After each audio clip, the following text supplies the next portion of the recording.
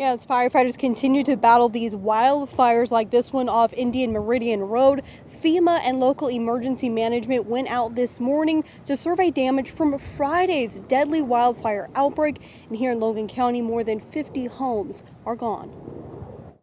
We couldn't grab anything but a phone, a purse, and a billfold, and we jumped in the car and we just left. This is all that's left of a Meridian neighborhood after Friday's inferno. FEMA and the Oklahoma Department of Emergency Management spent Monday surveying the heartbreaking damage. Cars melted and entire neighborhoods burned to the ground. Marcus Marshall and his dogs came back to what was their home. Now it looks like another world. I started loading our little dogs up, and then when I come back to get the wife, but when we come back out, I mean, the fire was right back over there, and there wasn't nothing we could do.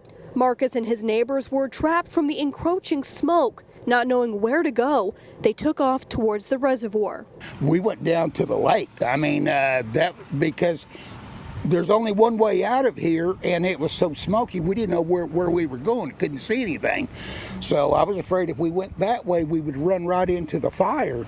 So anyway, there was 4 of us. We were all in our cars, and everybody said, well, we're going to the lake. So we all went to the lake. Everybody already had plans to go get in the water. I mean, there was nothing else we could do. It has to be devastating to see your property like this. Yes, I mean, I'm 64, and then I've accumulated a lot of stuff, and I mean, it looks like junk now, but as old as I am, I don't think I can get it all back. Now, at last check, at least 400 homes across Oklahoma were damaged in Friday's wildfire outbreak. Reporting live in Logan County, Kylie Thomas, KOCO 5 News.